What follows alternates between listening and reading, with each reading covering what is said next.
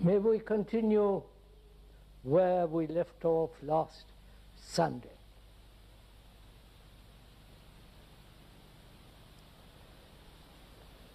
Perhaps some of you were not here,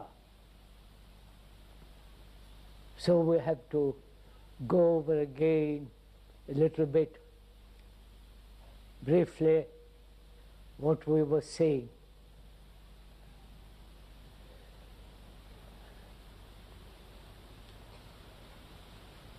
We have been saying for many years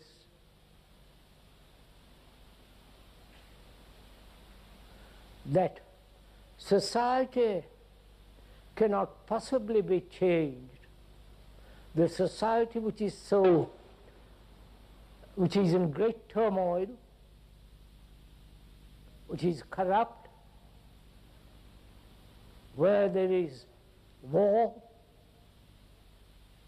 great deal of struggle between human beings, that society cannot possibly be changed unless human beings who have created it bring about a radical change in themselves.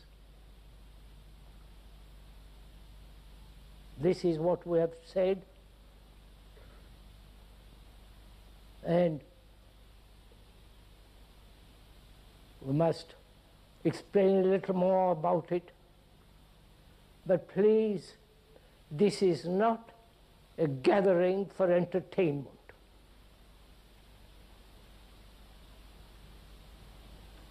This is not a meeting of people together to be mentally, intellectually, or romantically to be stimulated. We are here, I hope, to face this problem, which is this enormous confusion, mischief, great danger which human beings are facing. To go into it very deeply, we must think together about the problem. We cannot possibly think together if we have contradictory opinions, if we are anchored in our own particular conclusion or belief, or hold on to some fantastic or romantic experience. Because we have, this problem faces all mankind. Wherever you go, if you have traveled, not as a tourist, but wherever you go, you'll find the same problem.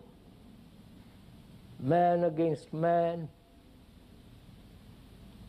confusion, fear, lack of integrity.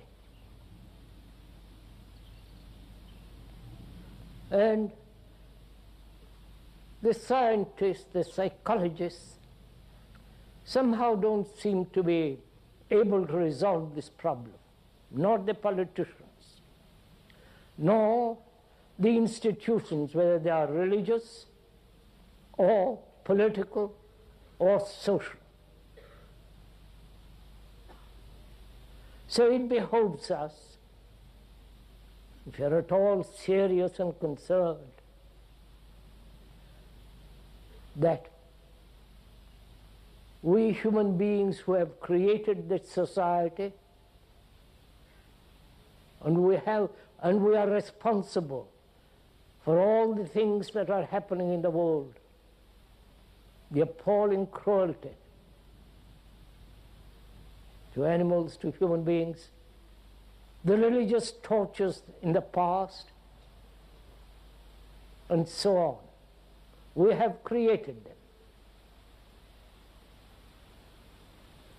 And to understand that, not merely intellectually,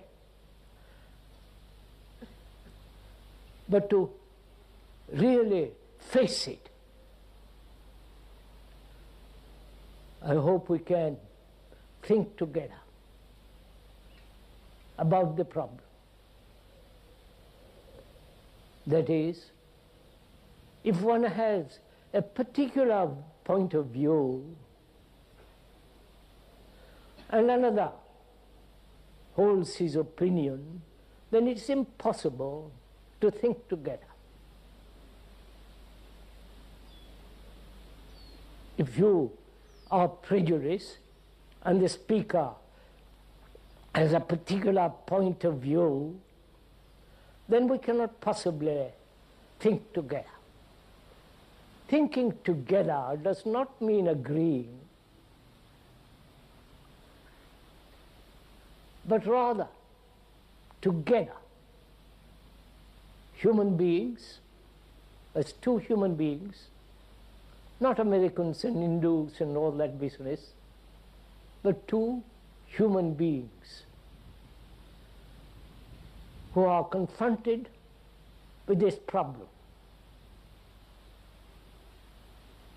The problem that human beings have created this society which is so terrifying,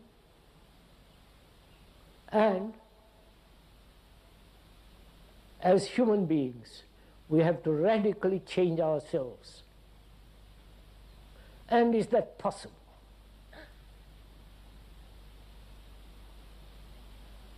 Is it possible for a human mind which has evolved through time,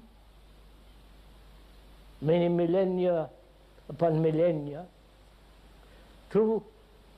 and passed through great many experiences, sufferings, many conflicting incidents, wars, this mind of the human being, this brain, which is not yours or mine, but the brain that has evolved 5-10 million years. It's the human brain, not a particular brain. But we have reduced it as a particular brain, mine and yours. But if you examine it very carefully, one will find this brain, which has evolved through time, is the brain of mankind. Please don't reject it or accept it, examine it, look at it. Because this brain of ours suffers, is anxious, lonely, frightened, pursuing constant pleasure.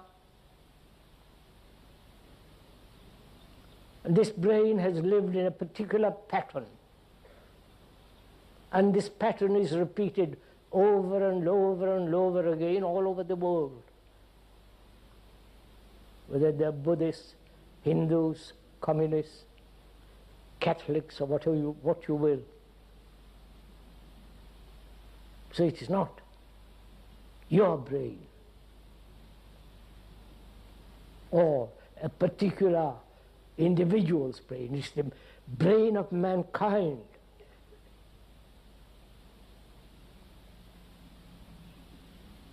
And that brain has functioned in various patterns. Pattern of fear, pattern of pleasure, and reward or punishment. That's the pattern through all these millennia, it has developed.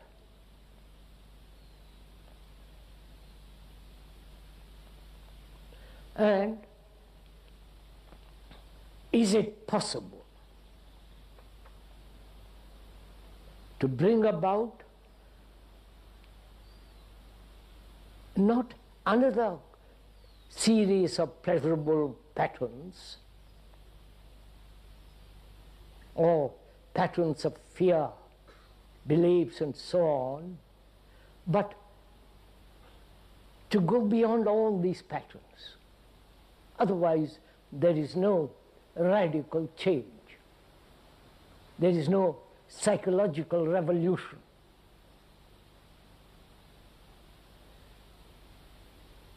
I think this is important to understand. Again, please, you're not listening to a talk by some strange person. We are together thinking,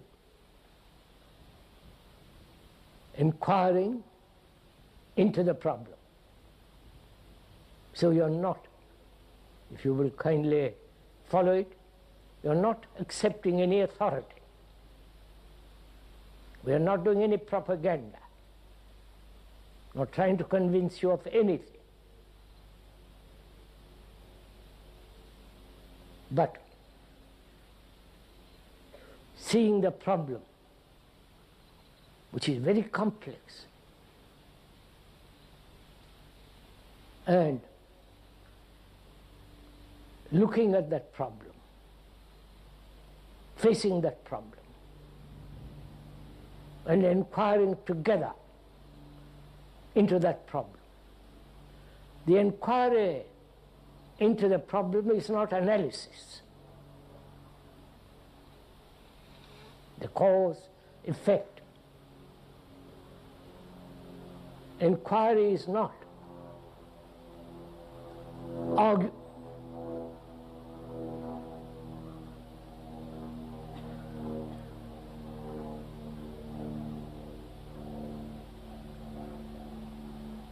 Inquiry is not argument, opposing one opinion against another opinion, one prejudice against another. Inquiry implies observation. Where there is observation, there is no analysis. When you observe, that is, when you observe without fear, without your own particular prejudice or idiosyncrasy,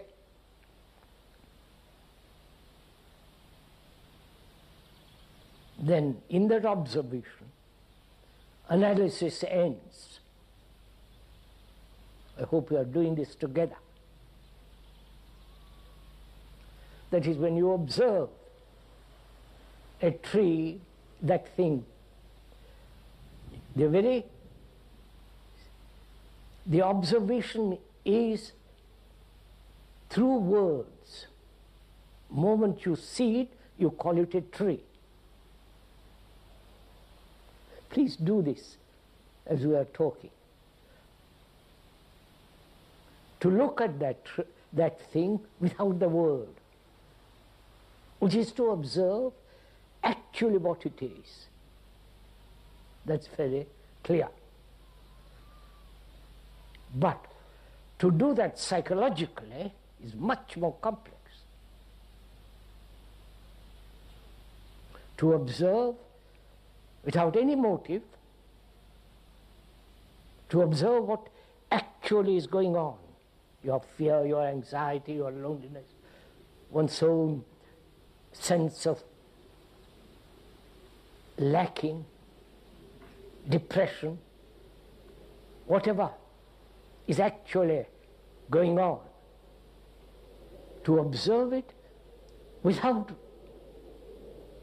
analysis, without judging, without evaluating, just to observe. I hope this is becoming clear. Can we do this together?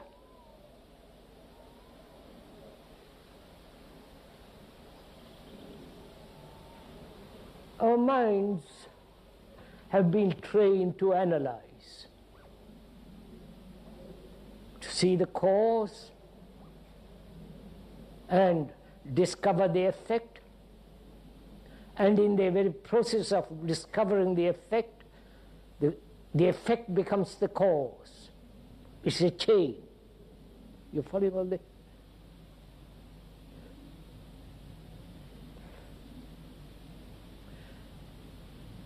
I think it's one of our calamities that we have,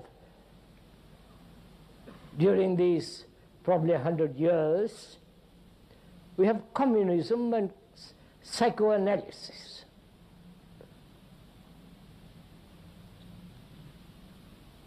Because they now prevent your being actually responsible for yourself.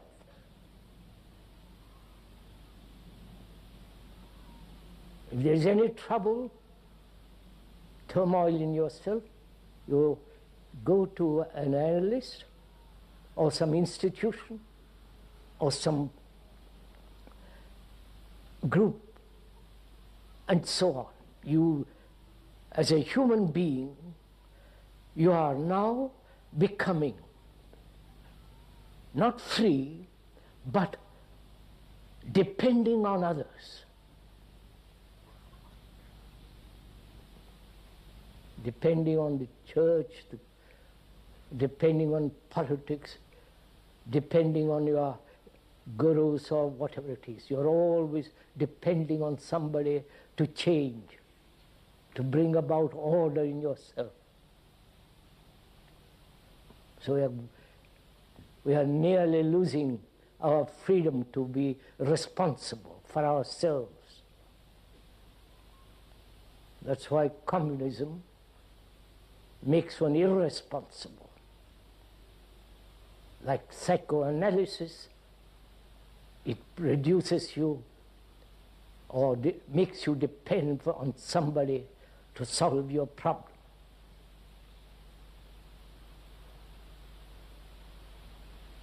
So what we are saying is,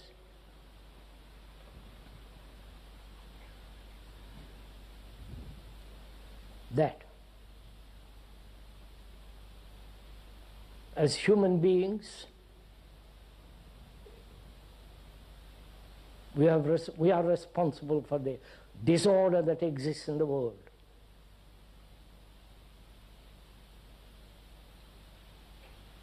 And this disorder is created by thought. That's where we ended up last Sunday. We said that thought has created not only the marvelous architecture, the marvelous cathedrals and the temples and the mosques, it has created the technological world, beneficial and destructive. War and the instruments of war. Thought has brought about the division between human beings.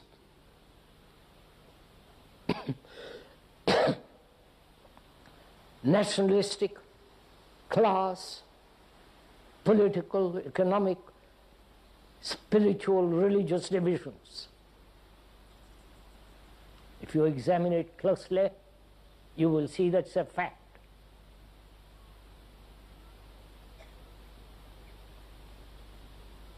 Thought has been responsible for all this.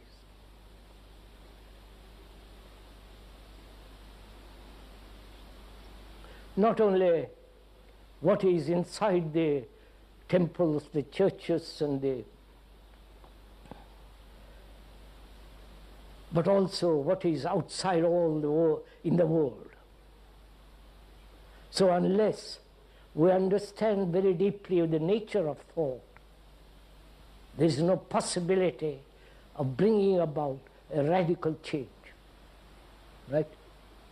Are we together in this? So far? Thought has created the technological world. Right? Thought also has created the images about oneself, about the various national divisions. Thought has created the Arab, the Jew, the Hindu, the Muslim, and so on, so on, so on. Thought has also created the marvelous architecture and the churches, the cathedrals, and the images in all those cathedrals, temples, and mosques. There are no images in the Islamic world, but they have the scripture, the writing, which is also a form of image. But thought has not created nature. The tree, the river, the skies, the stars, those lovely mountains, the birds.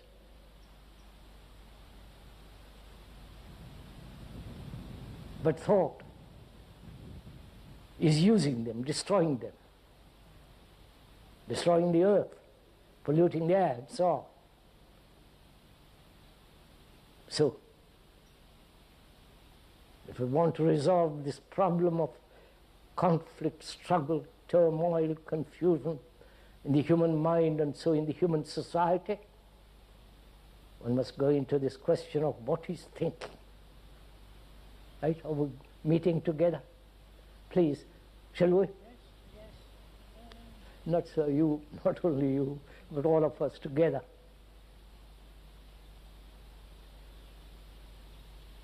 We are asking, what is thought? What is thinking? Why has thought made all this?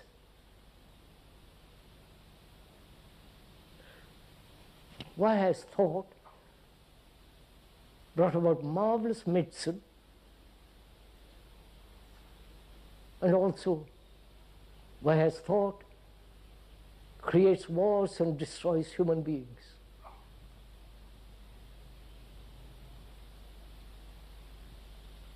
Why has thought made God and why has thought made the image of God? Thought has made the image of God. So, and also thought has brought such enormous conflict between human beings, between you and your intimate friend, intimate person, wife, husband, boy, and so on, so on. Are you interested in all this? Or have you come here to enjoy a rather cool morning, sitting under the trees?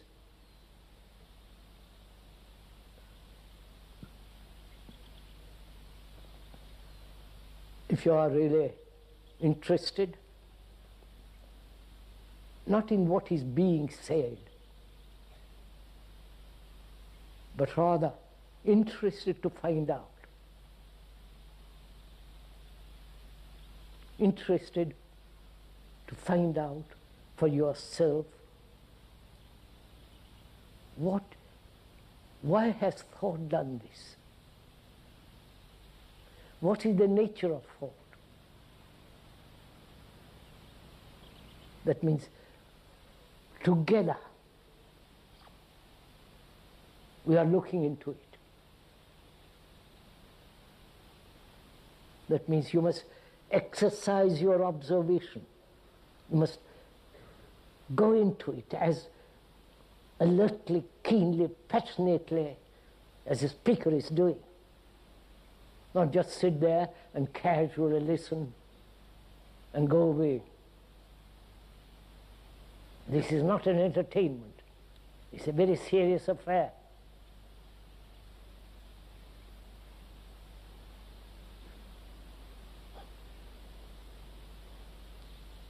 So we're inquiring, talking over together as two friends. Can't talk together with so many people. But as two people, you and the speaker, trying to find out why thought has made this confusion, this turmoil. So, thought is matter. Thought is the response of memory, right? If you had no memory, you wouldn't be able to think. If you had no remembrance of things past, thought wouldn't operate. So thought is the response of memory. Memory is the outcome of various experiences, multiple incidents, accidents, which have been accumulated as knowledge. Follow all this, stored up in the brain.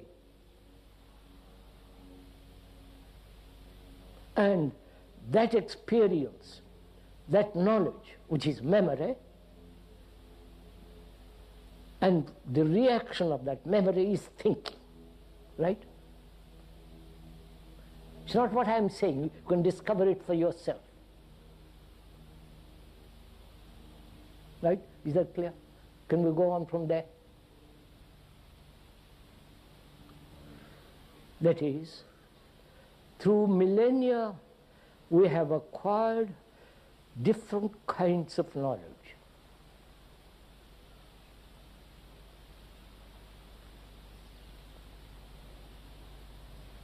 Literary, scientific, personal experiences.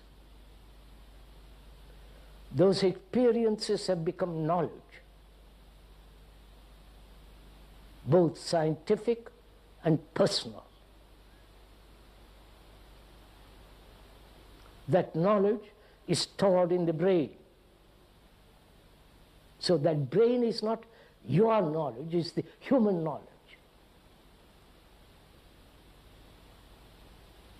I know we like to think that is my brain and your brain.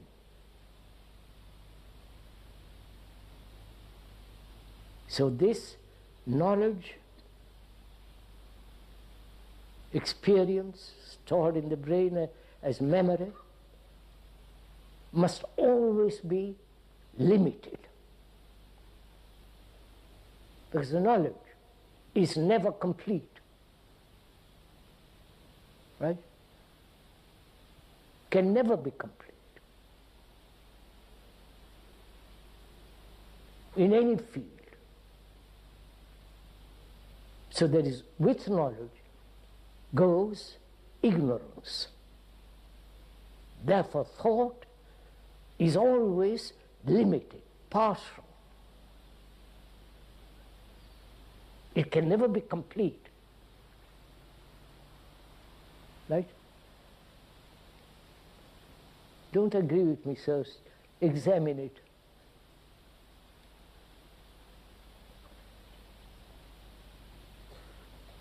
So thought has created this world of confusion because in itself it's limited.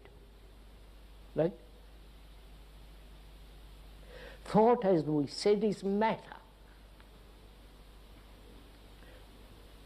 That thought can only create matter, thing. Right? It can create illusions. It can create marvelous ideas, utopias, marvelous systems, theories.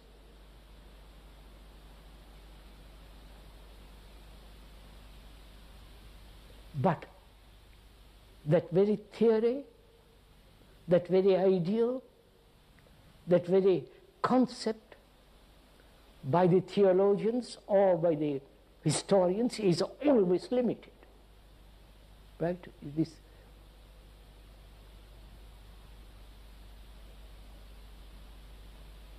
So our actions are always limited. Therefore, our actions are fragmented. Right? Our actions can never be complete if it is based on thought. Right, sirs?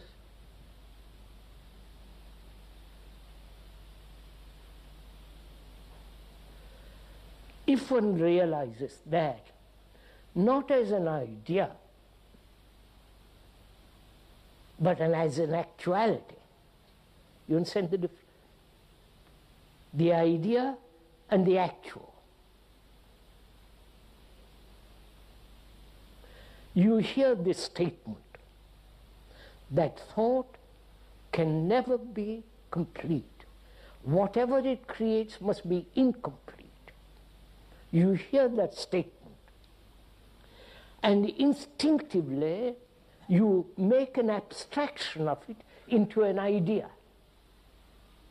You following all this? Are we together in this? An abstraction away from the fact. So then the idea becomes all important. And then you think, how am I to carry out that idea?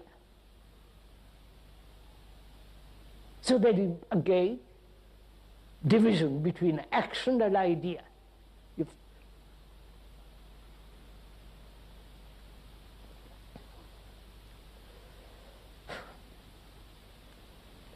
Are we going too fast?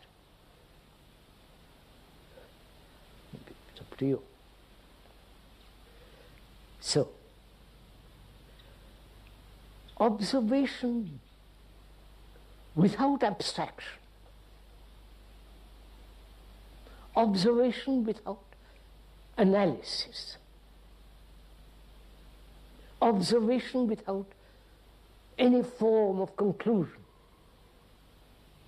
just to observe the nature of thinking.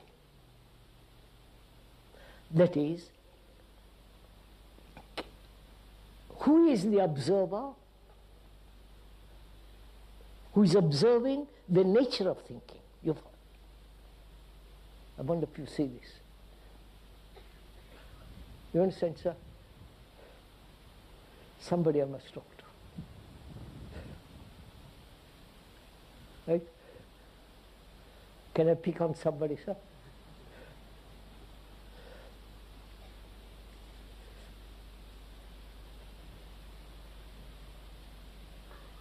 Let's put it this way. One is very greedy, self-centered. That's a fact.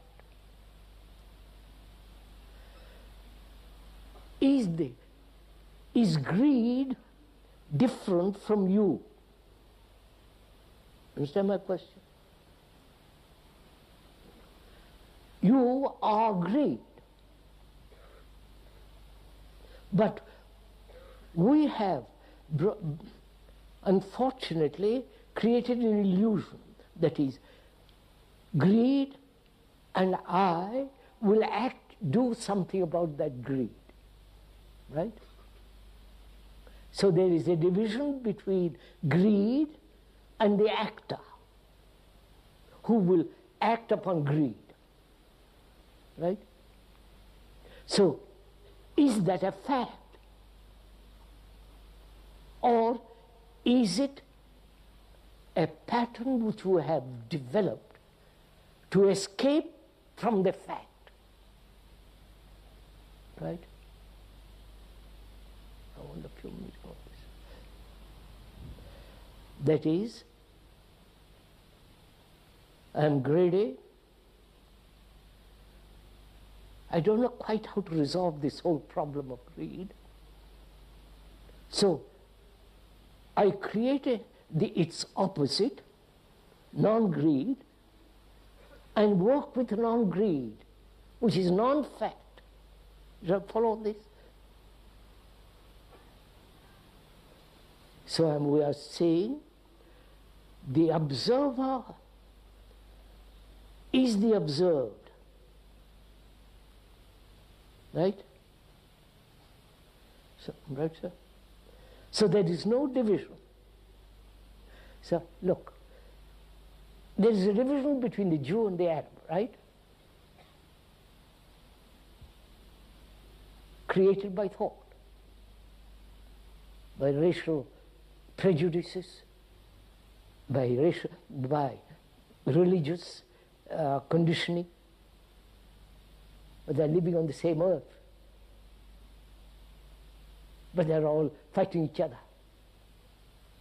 Now, if you observe it very carefully, the human mind is conditioned as a Hindu, as a Muslim, Arab, Jew, Christian, non-Christian, you follow? Is being conditioned. And that conditioning says, I am different from you. Right? And these differences of conditioning, by thought, encouraged by various people for political, religious reasons, and we hold on to that division. So where there is division, there must be struggle, there must be conflict. So, when one realizes that greed is not separate from me, I am greed, then there is totally different movement taking place. You're following this, sir? Are we meeting each other in this point? Gosh, this seems so difficult. Is it very complex what we are talking about? Yes, sir? No, it's, look at it, sir. How will you meet violence? Human beings are violent, right? We have cultivated the opposite, right? The non-violence. Don't be violent. Be kind, be just, be all the rest of it. But basically we are violent. Still goes on after 1 million years. Is that violence different from you?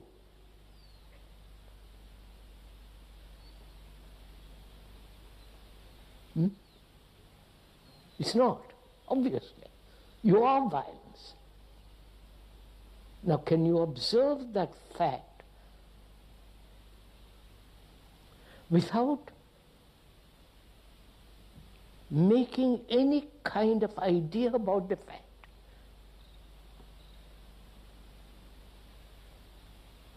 Then what takes place? You're following on this?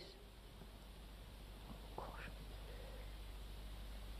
I'm violent. As a human being, I'm violent. And I have lived with that violence for 1 million years. My brain has formed a pattern of not being violent and yet violence. And the pursuit of not being violent is an escape from the fact. And if I observe the fact, is the fact of being violent different from me, my nature, my way of looking? I am that, right? Do you agree? Then the conflict which existed before ends, doesn't it? I wonder if you see this. The conflict of division between violence and not being violent, that's a conflict. But when there is the realization, I am conflict, not I am different from conflict, then that conflict ends. And a totally different action takes place.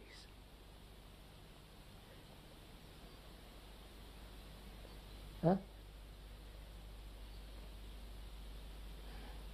So, sir, our question is,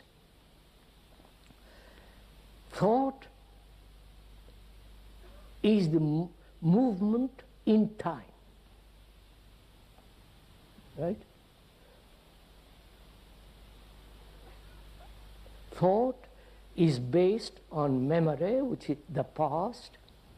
The past, with all its conclusions, ideas, beliefs, images, from that past, the present, the past meets the present and the future, right? There's this constant modification going on. That is time. Right? There is not only chronological time by the watch, but also by the day, night and day, but also there is psychological time, right?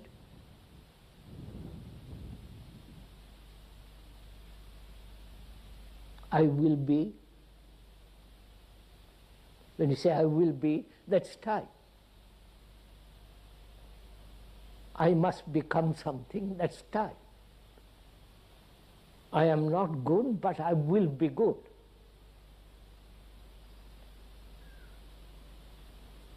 That's time.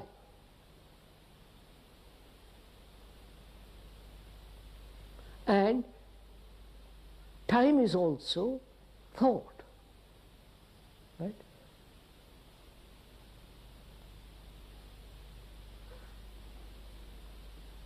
Time as day and night, time when you have to go and catch the bus, time to acquire knowledge, to learn a language, time to acquire any kind of technological knowledge to act skillfully to earn a livelihood. All that is time, requires time.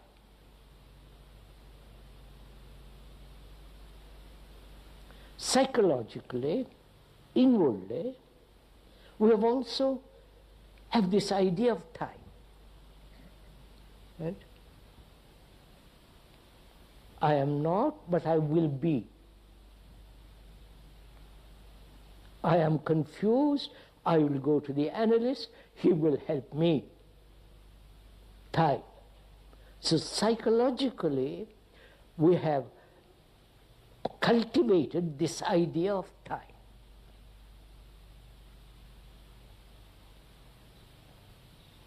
Right?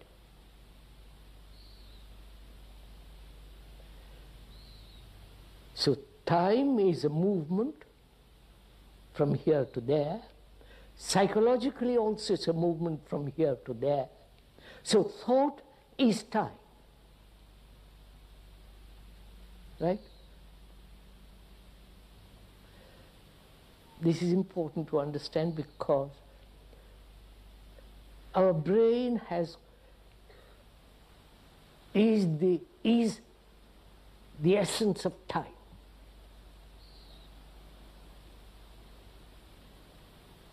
And we are functioning psychologically in that pattern. I will have pleasure. I remember being happy, having marvelous experience, this or that, and I must have more.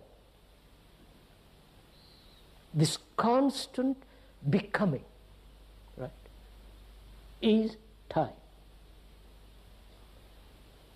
Now we're asking, is that an actuality or a fiction or an illusion psychologically? All right, sir? Are we getting tired? This is too much probably all this.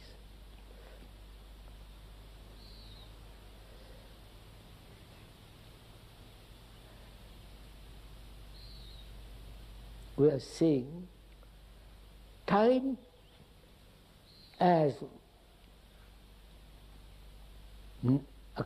time is necessary in the acquisition of knowledge of various kinds, many kinds.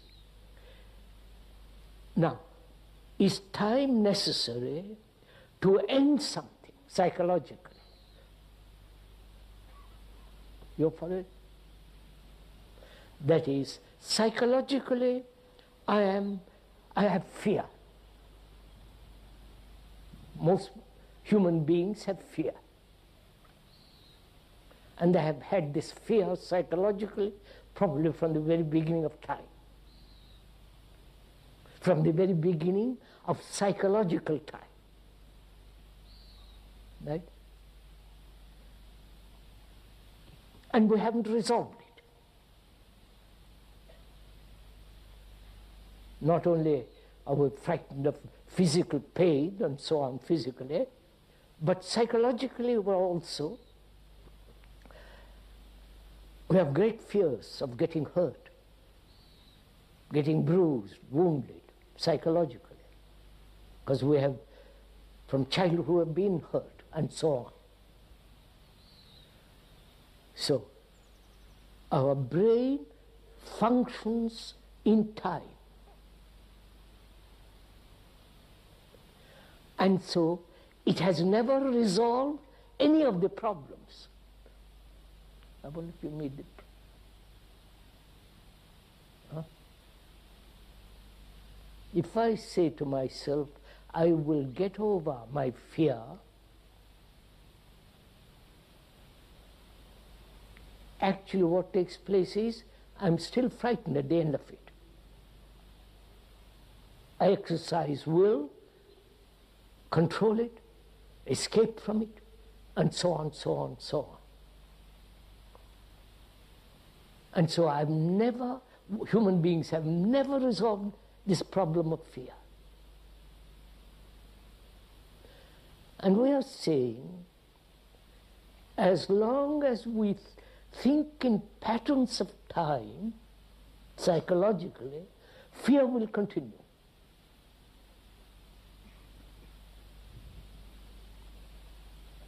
Is this clear? So, we are saying, can this thing called fear be ended immediately?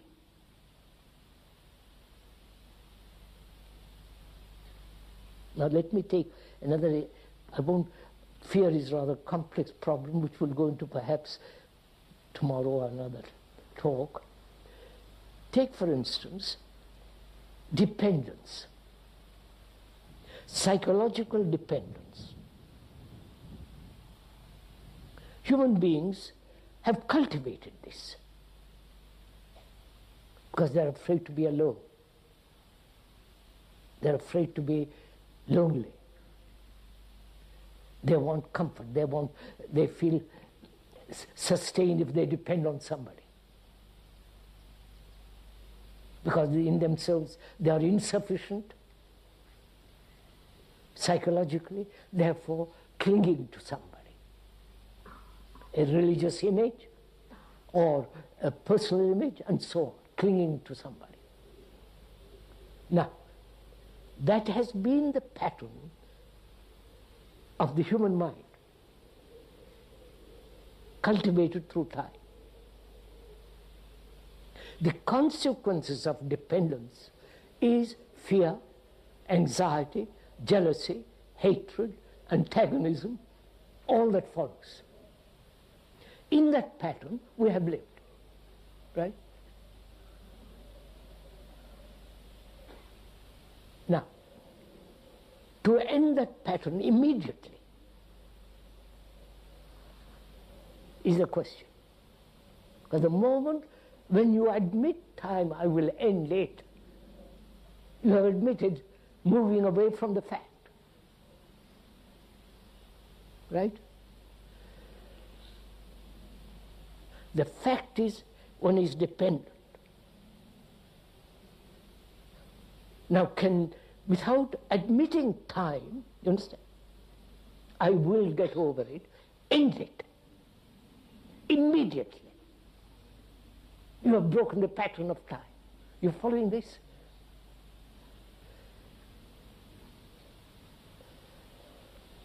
Are you working as hard as I'm working for you? That is, observe how you are dependent on another, psychologically. All the remembrance, all the pictures, the images, and so on, dependent. And our brain has been used to the pattern of time, because it has grown with time. So it has exercised an act of will. I will. And that means avoiding the fact. Now when one understands, not intellectually or verbally, but actually sees the fact how the brain works in time and therefore never resolves, and you see the urgency of not depending, it's ended.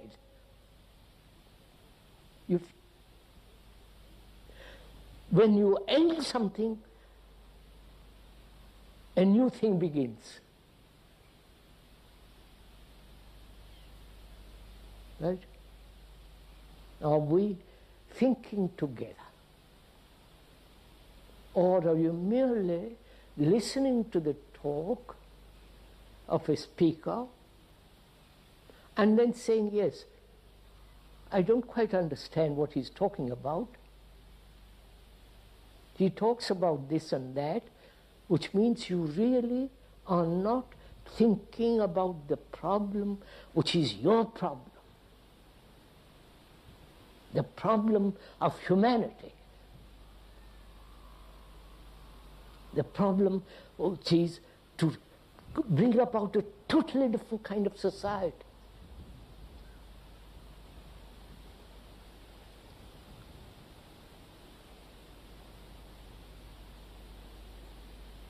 So is it possible to end your antagonism, your hatred, your jealousy? Do you understand? Immediately. So that the brain has broken the pattern and can think and can act and look and observe totally differently. I want to forget this. So this is meditation. You understand? Not all the phony stuff that you've been talked about. To meditate, which means to observe how your mind operates, not what the psychologists have told you how your mind operates, Freud and all the rest of the gang, but to observe for yourself, because you are responsible for yourself, for your body, for your mind, for your thoughts.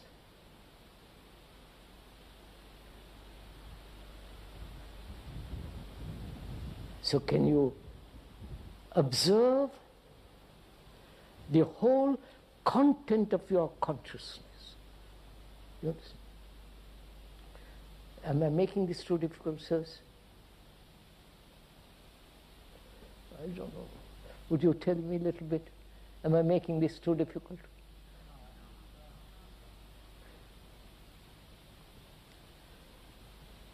Your consciousness is full of the things that thought has created.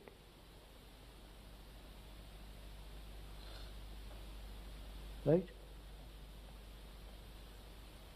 Your anxieties, your beliefs, your gods, your saviors, your Krishnas, you follow?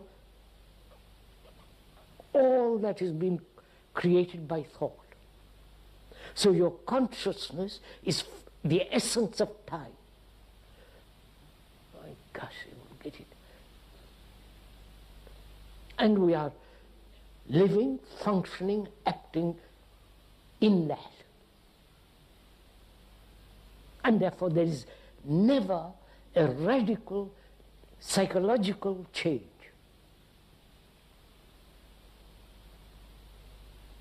And therefore society can never be good. Goodness is not the opposite of bad. Right? If it is not good, love is not the opposite of hate, right? If it is still hate, right?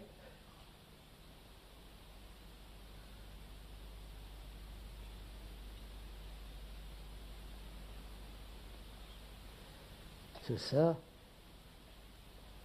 what time is it?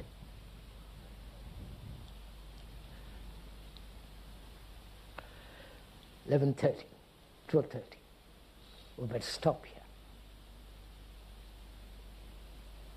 We'll continue tomorrow, if you all want to come.